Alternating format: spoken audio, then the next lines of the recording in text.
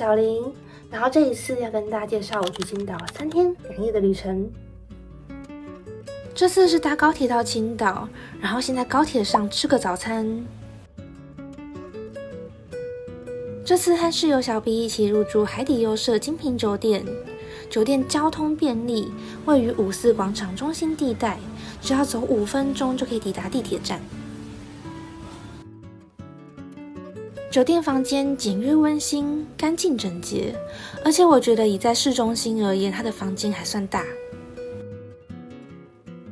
這家酒店一個晚上是195塊人民幣，我個人覺得以它的交通位置而言 ，CP 值非常高，推薦給大家。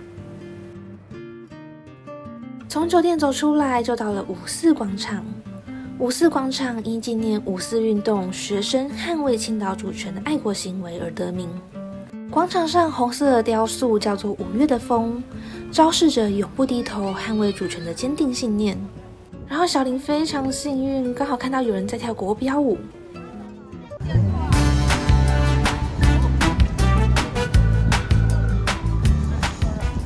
小林發現青島的海和欄杆跟釜山有點像，不過他們本來就離不遠，中間只隔了一個黃海而已。下次如果預算不夠，你就來青島，不用去釜山，不用飛過去。好啊，就是有搭那個小電車。中午就來吃老青島戳子肉海鮮大排檔，這家店的裝潢很復古，而且都沒人。我點了一份雙人套餐，內容有菜心折皮、戳魚豆腐、戳子肉，還有戳貨燒。它真的有一個大火烤過的炭火香味。重點是這一桌才99塊人民幣，真的是便宜又好吃，推薦給大家。吃完午餐之後，就沿着中山路逛一逛大寶島文化休閒街區。這一路上有很多歷史建築，是尋覓德國租界時期還有民國早期青島城市風貌的好地方。青島中山路始建於西元1897年德國租界時期，中山路是1927年中華民國政府接管青島後，為了紀念孫中山先生才有的命名。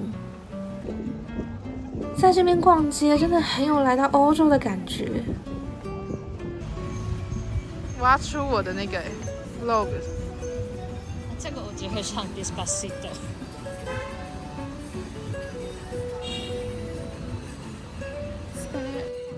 百年街道長約1.5公里，兩側有洋行、銀行、戲院、旅館等各類商業建築。這裡有一種復古，但是又不會讓你感到破舊的氛圍感。而且這邊不只有古建築，還有很多復古文創小店，讓你逛到停不下來。如果逛街逛到肚子餓，也完全不用擔心，因為這邊還有小吃街。左邊是酒吧餐廳，右邊是小吃街，前面是大教堂，真的有一種來到歐洲的錯覺。接着呢，就走到了聖彌厄爾大教堂。教堂始建於西元1932年，由德國設計師依據哥德式和羅馬式建築風格設計而成。教堂表面雕以簡潔優美的文案，窗戶為半圓拱形，線條流暢，顯得格外莊重樸素。教堂門票是10塊人民幣，不過小林剛剛街區逛太久，來的時候才發現教堂6點就關門了，所以就沒有進去，真是太悲傷了。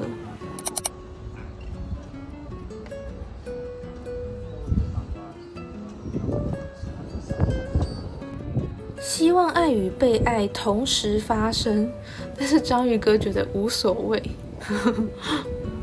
這應該就是青島式的幽默吧。接着呢，就來喝崂山可樂，一瓶是4塊人民幣，它比可口可樂多了一個草本味，喝起來清爽不膩，令人回味無窮。接着呢，就來到了同樣位於中山路的劈柴院。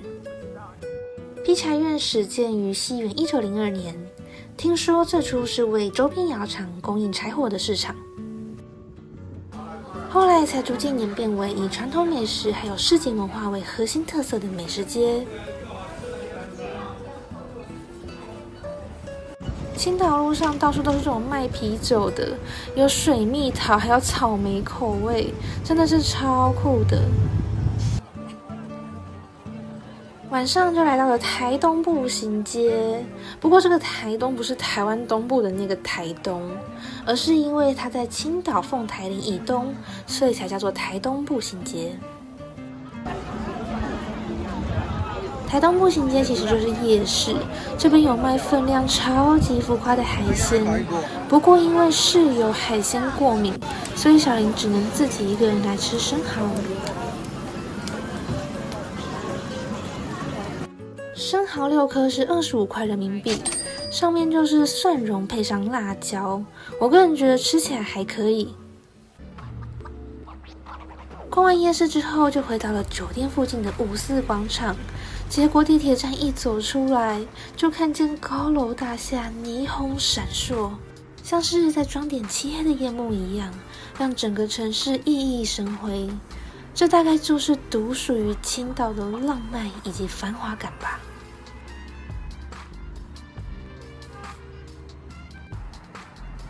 我覺得大陸這邊的建築燈光很有連貫性，而且都已經9點多了，竟然還燈火通明，真的是沒有在省電費。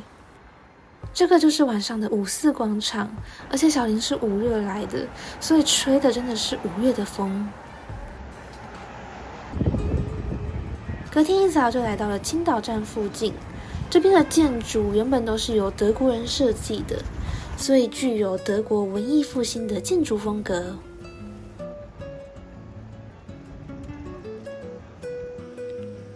這邊連公安局都蓋得像童話故事裡面的房子一樣，真的超可愛。接着呢，就直接走到了銀魚巷。銀魚巷是青島的百年老街區，裡面有各式各樣的咖啡店、甜品店，還有文創雜貨店。銀魚巷結合了復古文藝與時尚潮流，所以非常適合 City Walk。不過這條街其實不長，所以很快就能逛完。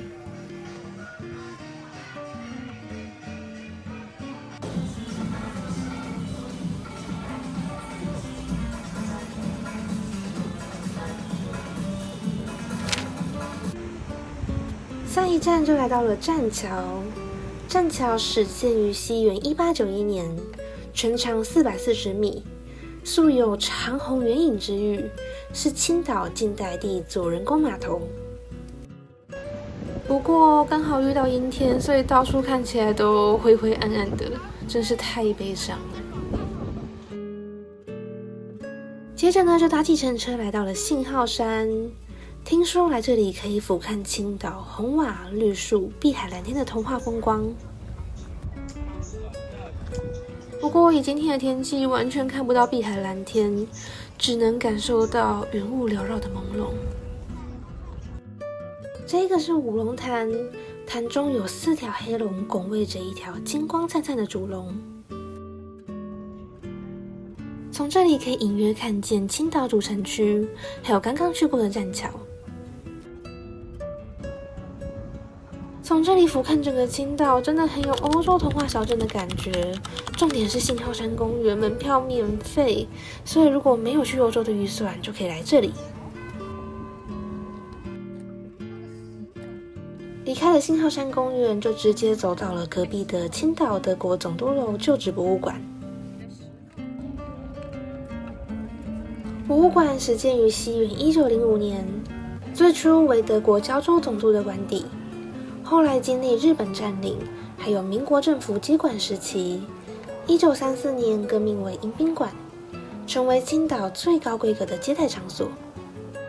博物館的門票旺季是20塊人民幣，淡季則是13塊人民幣。我個人覺得陰天的時候來博物館還是很好的選擇。然後這個是博物館排水系統的模型，看起來就很精巧。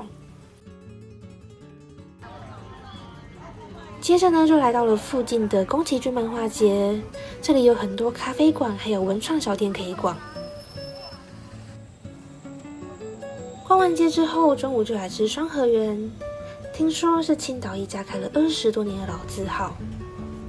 這邊可以看見店員現場製作手工水餃，還能挑選新鮮的魚貨。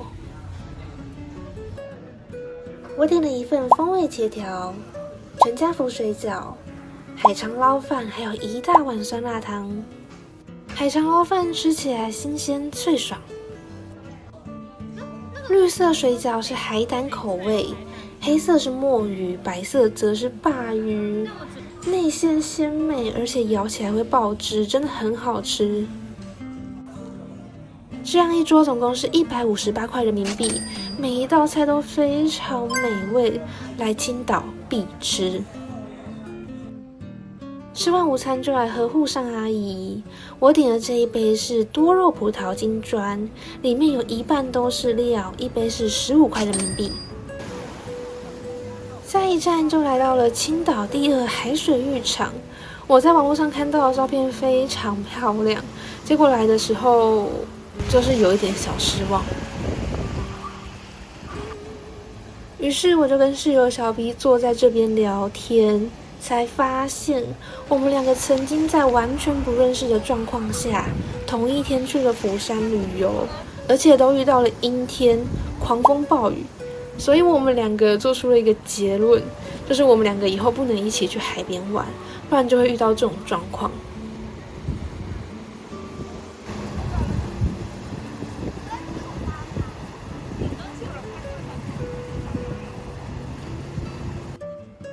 后來有了一點陽光，好像有好看一點。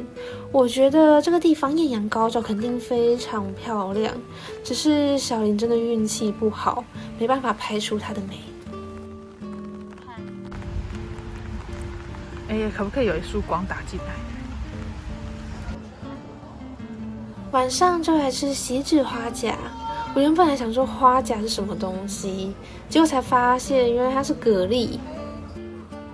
一份錫紙花甲是24塊人民幣，我個人覺得便宜又好吃。不過還沒吃完，室友就海鮮過敏，差點送醫院，還好最後沒事了。隔天一早就搭計程車來到了舉靈山早市，體驗青島的市場生活。市場裡面有賣各式雜貨，因為這裡不是景點，所以價格非常實惠。小林還買了這個鹹蛋黃魚皮，真的非常好吃。這一家是眾一喜喜餅店，喜餅很有嚼勁，很有麵粉香，好吃到讓人停不下來。這個饅頭看起來吃一顆就會很飽。這邊的海鮮還是那種新鮮到還在跳動的程度。下一站就來到了青島的中山公園，聽說這裡是青島最大的綜合性公園。中山公園始建於西元1901年，目前已有超過100年的歷史。這裡是中山公園的靈應書屋，有參天的水杉陪你一起靜心閱讀。水杉樹鬱鬱蔥蔥，如果可以有一點陽光透過樹枝投下光影，應該會更好。不過這裡真的沒有人在讀書耶。公園內部融合了德式園林，還有中式山水造景。這人就會說：“蝴蝶都為你傾倒了。”哇！幹嘛抱我的手？害我有點害怕。中山公園還有纜車可以搭，但是聽說全程是150塊人民幣，所以我們就放棄了。逛完了中山公園，下一站就要來去小魚山。路上經過梁實秋故居，不過目前不對外開放，有點可惜。小魚山公園是俯瞰青島的絕佳觀景台，所以我發現很多名人都喜歡住在這裡耶。這裡有一堆故居，這裡超多人住的。接着呢，就從小魚山一路走到第1海水浴場。不不過這邊也是霧濛濛一片，不是那種陽光沙灘。它的貓砂長這樣子。中午就來吃33號大院青島本幫菜。因為室友不能吃海鮮，所以我點了一個糖醋里脊、老青島炸肉、鹽菜虎皮當家肉，還有乾鍋花菜。我覺得這道鹽菜虎皮當家肉很好吃，因為它把肥瘦相間的五花肉煮得軟糯入味。老青島炸肉也是外酥裡嫩，配飯可以吃2碗。這一桌總共是178塊人民幣，我個人覺得還不錯吃。整體來說，青島菜真的很符合小林的口味。接着呢，就在這個大陰天結束這一次青島3天2夜的旅程。它還在動呢，真的嗎？它還在動，它没動了現在。它這不是熟了嗎？怎麼會動？對，因為它這樣在那裡面就好臭啊，好好笑。這一期的影片就到這裡結束嘍。如果喜歡我的影片，歡迎按讚、訂閱、分享。我們下期影片再見嘍，拜拜。